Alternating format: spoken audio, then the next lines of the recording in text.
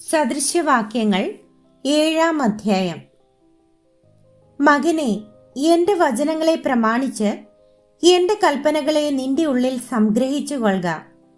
നീ ജീവിച്ചിരിക്കേണ്ടതിന് എന്റെ കൽപ്പനകളെയും ഉപദേശത്തെയും നിന്റെ കണ്ണിന്റെ കൃഷ്ണമണിയെ പോലെ കാത്തുകൊള്ളുക. നിന്റെ വിരലിന്മേൽ അവയെ കെട്ടുക, ഹൃദയത്തിന്റെ പലകയിൽ എഴുതുക. ജ്ഞാനത്തോട് നീ എന്റെ സഹോദരി എന്ന് പറക, വിവേകത്തിന് സഖി എന്ന് പേർ വിളിക്കാം. അവ നിന്നെ പരസ്ത്രീയുടെ കയ്യിൽ നിന്നും ചക്രവാക്ക് പറയുന്ന അന്യസ്ത്രീയുടെ വശത്തു നിന്നും കാക്കും.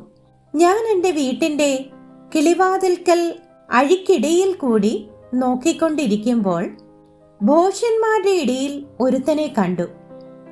യൗവനക്കാരുടെ കൂട്ടത്തിൽ ബുദ്ധിഹീനനായൊരു യുവാവിനെ കണ്ടറിഞ്ഞു. അവൻ വൈകുന്നേരം സന്ധ്യാസമയത്ത് ഇരുട്ടും അന്ധകാരവുമുള്ള ഒരു രാത്രിയിൽ അവളുടെ വീട്ടിന്റെ കോണിനരികെ വീഥിയിൽ കൂടി കടന്ന് അവളുടെ വീട്ടിലേക്കുള്ള വഴിയെ നടന്നു ചെല്ലുന്നു. പെട്ടെന്നിതാ വേശ്യാവസ്ത്രം ധരിച്ചും ഹൃദയത്തിൽ ഉപായം പൂണ്ടും ഉള്ളൊരു സ്ത്രീ അവനെ എതിരേറ്റു വരുന്നു. അവൾ മോഹപരവശയും തന്നിഷ്ടക്കാരത്തെയും ആകുന്നു. അവളുടെ കാൽ വീട്ടിൽ അടങ്ങിയിരിക്കയില്ല. ഇപ്പോൾ അവളെ വീഥിയിലും പിന്നെ വിശാല സ്ഥലത്തും കാണാം.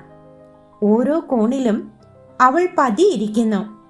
അവൾ അവനെ പിടിച്ച് ചുംബിച്ച് ലജ്ജ കൂടാതെ അവനോട് പറയുന്നത്, എനിക്ക് സമാധാന യാഗങ്ങൾ ഉണ്ടായിരുന്നു. ഇന്ന് ഞാൻ എൻ്റെ നേർച്ചകളെ കഴിച്ചിരിക്കുന്നു. അതുകൊണ്ട് ഞാൻ നിന്നെ കാണുവാൻ ആഗ്രഹിച്ചു. നിന്നെ എതിരേൽപ്പാൻ പുറപ്പെട്ട് നിന്നെ കണ്ടെത്തിയിരിക്കുന്നു. ഞാൻ എൻ്റെ കട്ടിലിന്മേൽ പരവതാനികളും മിസ്രയീമ്യ നൂൽ കൊണ്ടുള്ള വരിയൻ പടങ്ങളും വിരിച്ചിരിക്കുന്നു.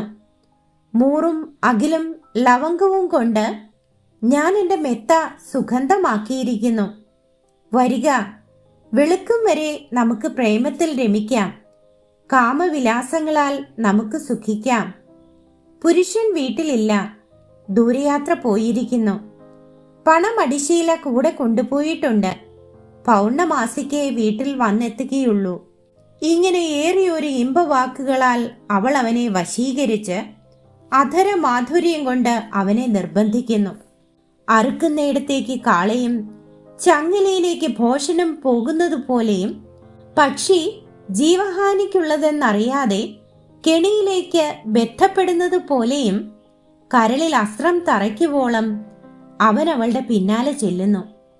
ആകയാൽ മക്കളെ, എന്റെ വാക്ക് കേൾപ്പിൻ, എന്റെ വായിലെ വചനങ്ങളെ ശ്രദ്ധിപ്പിൻ. നിന്റെ മനസ്സ് അവളുടെ വഴിയിലേക്ക് ചായരുത്. അവളുടെ പാതകളിലേക്ക് നീ തെറ്റിച്ചെല്ലുകയും അരുത്.